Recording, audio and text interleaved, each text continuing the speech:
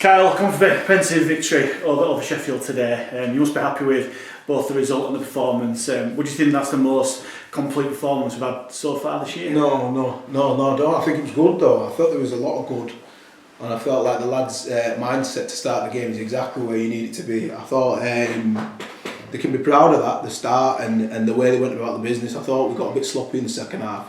I get it. I've been there myself and done it myself where things do start going slightly off piece, but we've got to improve that massively. It's the difference between being a good team in this league and just being another team. Is can you stay switched on for longer periods and keep enjoying the basics.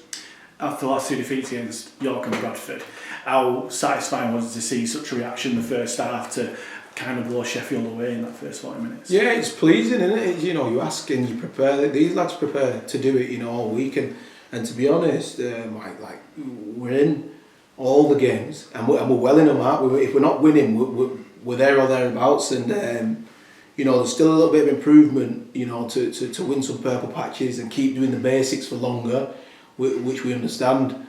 So I expect it. I expect us to start well. I expect us to take it to other teams, and I'm just glad for the lads. It's them. That they got the reward today. Speaking of lads, were they slightly disappointed that they couldn't push on in that second half as both yourself and they would have wanted as well? They will do. They understand, but also let them enjoy and let's enjoy. All the good they did. I mean, on our line there, we give some poor penalties away and we had to defend our line. They did it. Even when the score had been blown out. So it shows the mindset and the group, what they want to do for each other and what it means to them. So yeah, pleased for them.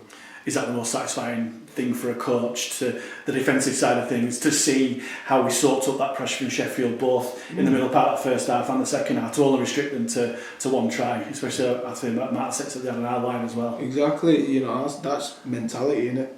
And togetherness, and we ask the team to do this. We actually train it, so for them to do it out on the field is just great, and it's meaningful, and it'll get you a long way. So really happy for them. They deserve a lot of credit. Speaking of credit, David Offaluma got the man of the match today.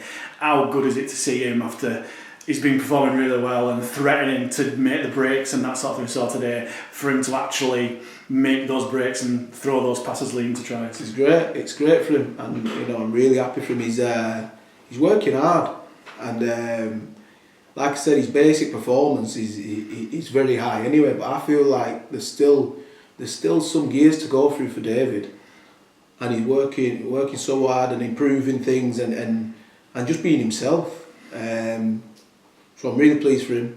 Another great performance. He deserved the man of the match, and like I said, there's more to come from him. There were great performances all over the field as well. Just want to mention Ben Tibbs and Brad Graham, who you brought in after quite a few games out. How did you rate their performances? Yeah, good, very good. Dialed in, alert to things. The rest of the game's easy for them, but it's just about being concentrated and being in the game all the time. And look, them guys, I think Tibbs played the most games this year for us. So they've been great all season. They've had a couple of weeks on the sidelines and come in and back to what they was doing. So very, very, very good. You made some forced and unforced changes today to your starting lineup compared to the start of the season where we were in a threadbare squad. How good is it that you can actually make those changes and utilise the squad and put players in for 4 games like this? It's not much better at the moment, to be honest. But yeah, like you said, we have managed to get a couple of lads in and a couple of lads on the sideline or whatever, and see if that's helpful. But I mean, the squad's still a small squad at the moment, and the lads are doing great. Turning up each week, each session, and making sure they can try and get their bodies into the right shape to perform. And like I said, all the credit has to go to Tabs behind the scenes, the head performance and the players. They're doing a great job. We just got to keep going, haven't we? True. Got Hunslet here next week. Bottom of the league, but always a difficult game in this league. How important is it to maintain that level of performance today? And is that your challenge to the players to do that? Absolutely. I think I tell the players most weeks, actually, just if you don't turn up in this league, you just get beaten, and that's simple. We've seen it this year, and it's happened to us this year. So I don't really play into teams at the bottom of the league or form and all that. You'll get beat if you turn up here with the wrong mindset and don't do your own job right. So listen, we respect every team and we'll be preparing for Hunslet. You know, we respect them the same as every other team, so we'll be preparing for them well. We're getting to the business end of the season, very exciting time of the season as well. Have you allowed yourself to think of making the playoffs, or is that kind of a banned word around training and stuff? It's not something we talk about, don't get me wrong. We want to win every game and be as high up in the league, and if that means playoffs, of course we do, but I mean, we don't talk about that. We just talk about the next game, and that's what we do this week. We'll go and review that, right, talk about the next game and try and get another 2 points, and let's see where we land in the next 4 games.